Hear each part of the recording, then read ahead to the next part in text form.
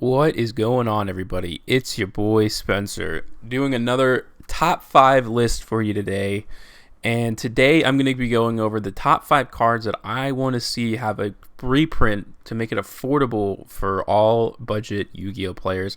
Honestly, yes, budget, but just like normal players like me. I've definitely spent over $100 on a deck before.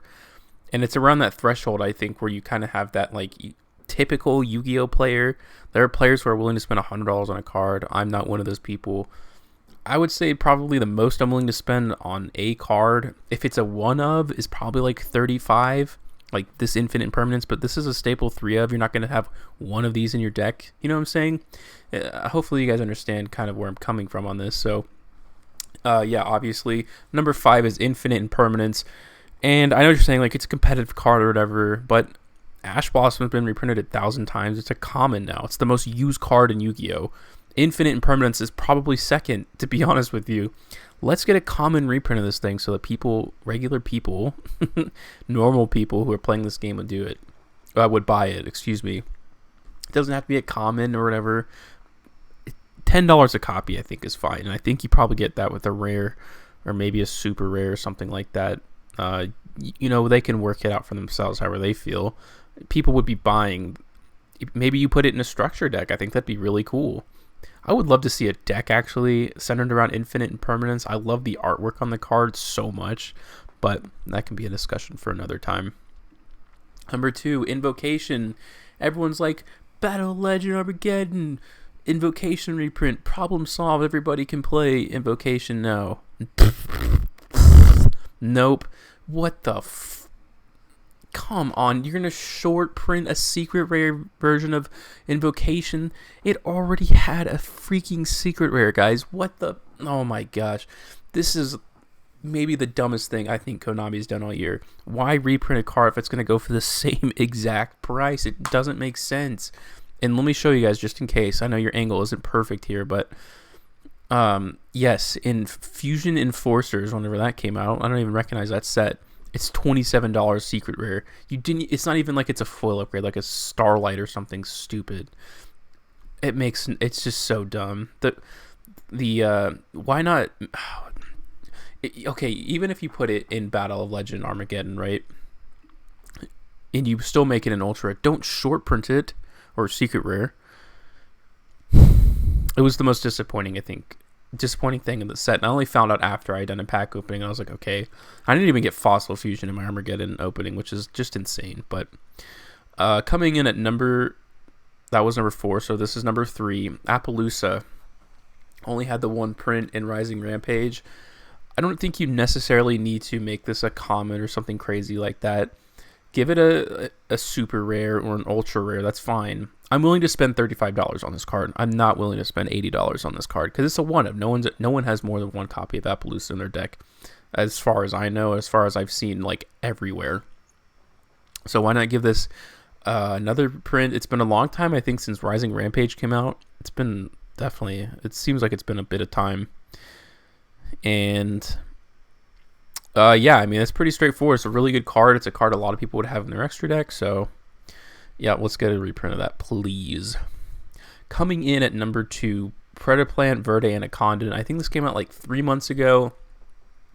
And the thing is, $22 is a little more than you probably want to spend. But the thing is a lot of the times, this is more than a one of in a deck. So, in reality, this is probably like a $45 card, if that makes sense. Or maybe you're not running 3 copies, but very rarely. The ones that do use the one of are like combo decks, but I'm talking the fusion decks. This is a card that so many casual strategies, and when this first came out, I was like, this is crazy overpowered, but you can negate the effects and stuff like that. So it's really just a fair, cool card that a ton of decks can use, and it's a staple in so many decks right now.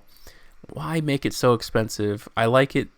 I think it's close, but again, I would love to see a reprint of this.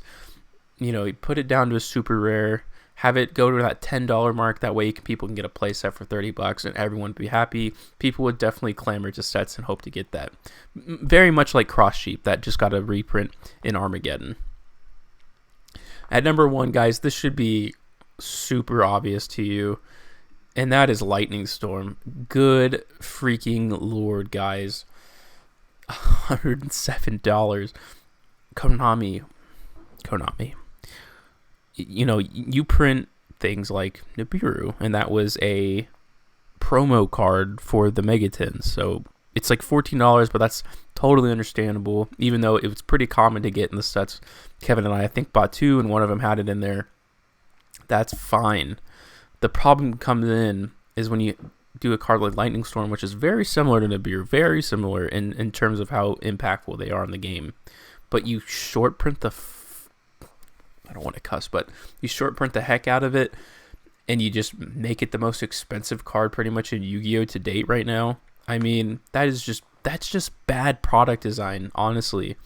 Konami doesn't profit off of people selling this for $107. The thing is with Konami is, like, if you make this a more common card to get in a set, people are going to buy more of it. Why should Konami care about the aftermarket? This card is ridiculous. I'm willing to spend $20. I'm willing to spend $60, I would say. I don't know what your guys' threshold is. That's what I'm really interested in this video.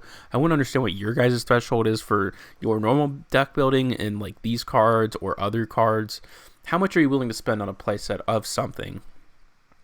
And I'm thinking like let's think of the best going second decks, honestly. And that's like what? Mech Knight, Orcus, you know, pretty much Mech Knight Invoked, I would say.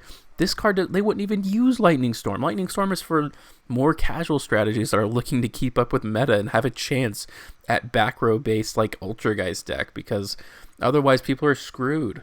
And I think that, you know, Trap Tricks will honestly have its time in the light at someday once they get some better going second cards. And this card is going to be vital for that. And you're cutting off, let's say like 50% of your player pool at least, or 50%. But it's got to be more than that. There's got to be a select few people willing to spend $107 on one card, and this is a play set totally, because you don't want to draw this later in the game, so you have to run 3 of these. You will never run less than 3 in any deck, as if you're interested in, you know, deck building at all. So it's absolutely insane, guys. I can't understand why Konami would do this. Get this card a reprint, make it a whatever rare, make it more common, get the price down to $20 so everyone can be happy. Other than that, guys, that's going to do it for today's discussion video. Hopefully you enjoyed, and hopefully you guys enjoy these little things.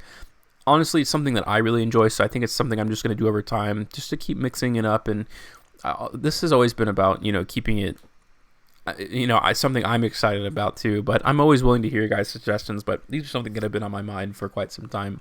Hopefully you guys enjoyed the video. Other than that, guys, that's going to do it for today's video. Hopefully you enjoyed, and I hope you guys have a great day.